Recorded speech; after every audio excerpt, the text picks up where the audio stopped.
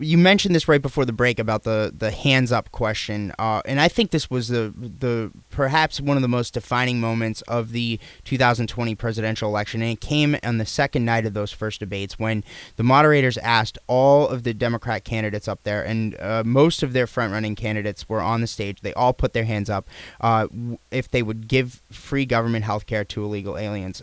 This was a really remarkable moment. All 10 of them put their hands up. All 10 of them did, and if you watch it, two defining moments there. They're trying to go further left than each other. So one put their hands up, they all follow. But the idea of how far that party has left the Democratic Party, that now they want to give free health care to illegals. They want to have a borderless border. While at the same time, there's 130,000 homeless in California. Those are legal Americans, but we're not going to care for those individuals, but we're going to take more tax dollars and we're going to give you an incentive to come here illegally instead of the legal process that we all support, we all believe in, we all champion. But the idea of where this new socialist wing of the party, and it's very concerning to me because earlier this year, I took a bipartisan, bicameral trip to Latin America. And we went to the border of Venezuela and Colombia. 50,000 people coming across every day. 20 years ago, Venezuela was the jewel of Latin America. Colombia, nobody wanted to associate with. Mm-hmm. You look at Colombia today with their free market ideas, their rule of law. They have moved back into a much different place economically. People are walking across that border just to come over to be able to buy milk. And remember, Hugo Chavez came into power not by overthrowing, but by a democracy. And then when he got the power, he changed the Constitution. He took over businesses. And what happened? And what do they offer you in Venezuela? Free health care and free education. You know what their free health care is? I watched the stories where the hospitals are closed, the bathrooms are backed up. A doctor was doing some type of procedure with an iPhone above with the light on because they didn't have any electricity in the process. I mean, children were being born and they were putting them in shoe boxes. This is the challenge of what happens. But what's interesting to believe, I listened to a congresswoman who said Venezuela is in trouble not because of their socialist policies, but because of sanctions from America. That is so misguided. But those are the leaders of this new Socialist Democratic Party. And those are the ones who are driving these individuals who are running for president further to the left to try to outdo the next one. Two defining moments in that first debate was them all raising their hands and Joe Biden say, "I'm out of time," because he really is out of time. Yeah, it was pretty remarkable. His time is up. His time is up. His time is up. Yeah, pass the torch, right? That was what Swalwell said. Pass the torch. So now when it comes to immigration, this has been an issue where you've been pretty aggressive on as a minority leader. I know you've been very out there defending ICE agents from these folks. You've been standing with the president on this. What do Republicans need to do on the issue of immigration to connect with the working class voter out there across the country that did come out for Trump in 2016 to reconnect with them and A, take back the House majority, B, hold the Senate majority, C, reelect President Trump? I think we have to explain why we have this crisis at the border, because I hear from a lot of people saying, you had the presidency, you had Congress, you had Senate, but nothing got done. You really have to understand how government works. It takes 60 votes in the Senate. We came about 12 votes away from passing immigration reform in the House. But what Nancy Pelosi did was held every single one of her Democrats and wouldn't allow them to vote for it when a lot of them wanted to. You have to secure your borders. Everybody realizes that. But what we have current law is what is called asylum. We want to be able to help those in fear.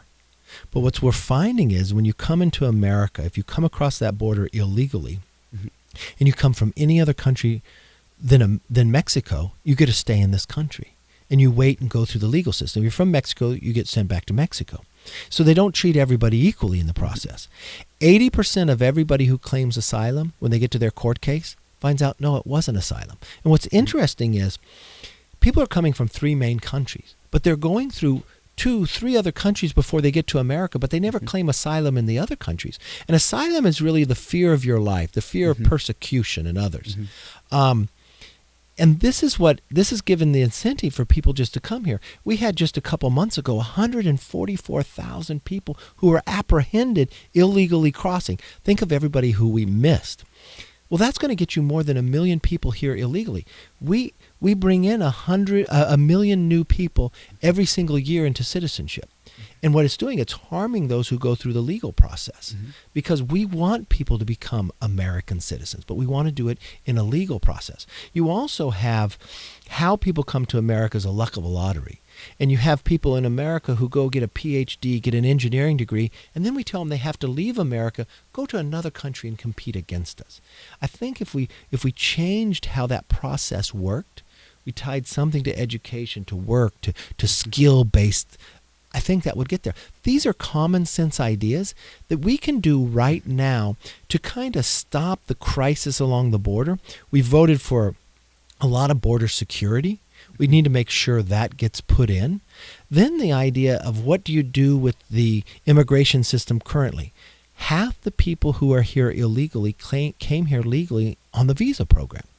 Well, we can track a package, but we can't track people. We can change that visa program to make it work for the process, because you want to still be able to have it working in there. Then you're leaving out there, what do you do with the people that are here illegally? And you can work through that to make that happen. But this is not a difficult issue, but it is one of our biggest crises that we have. But you have Democrats who don't want to work on it. When government was shut down earlier in the year, I watched this president say, let's deal with DACA and border security together. And the reason why he brought that up, DACA's a big issue. But Nancy Pelosi has the record for the longest speech on the floor of anybody in the history of Congress. She went more than 8 hours. And it was all over the issue of DACA. She had a moment where she could have solved that and done something with border security. Again, having that common ground where one person doesn't get 100% that the other want. And the president asked her, I was in the room, and she said no. She said no to an issue that she spoke for more than 8 hours on the floor when she had a window to get it done, because she does not want to help with anything else. And I've watched Democrats who want to abolish ICE, go after the border security with all of what those border agents have been doing. I mean, it's atrocious what they say and do. So we had a caller into one of our radio shows ask me not too long ago, so let's say we give the Republicans a majority back in the House, then what, right? Like, so what's going to happen at that point? Is it over? Did we win, right? Like, what happens with these policies?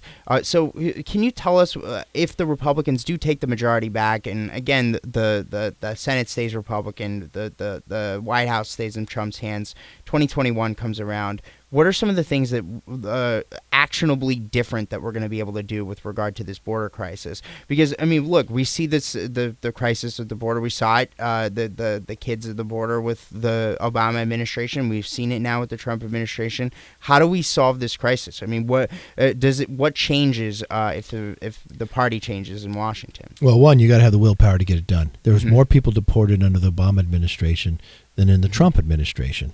Where did people start being separated? In the Obama administration. So interesting today to listen to those Democrats. But what you have to do is, why do you wait to have a crisis like that where you have so many people coming up?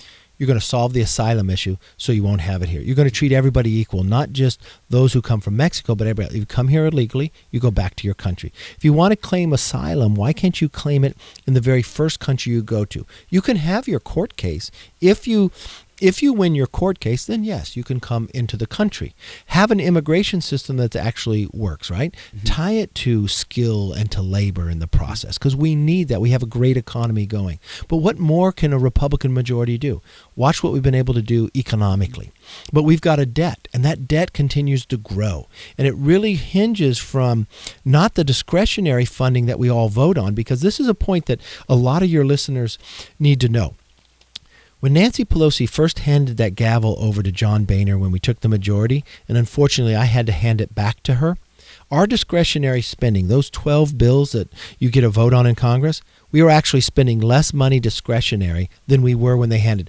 All those 8 years. It's not that growth didn't go. No, we held spending down discretionary that we have power over, but those things that take 2/3 votes, or 60 votes in the Senate, That's the real drivers, but we've got to make sure Medicare here is for the future, that Medicaid is, that Social Security is. So we've got to be good stewards and do something that puts us on a path to be able to handle that. So we've gotten growth going up. We've got to curtail the spending.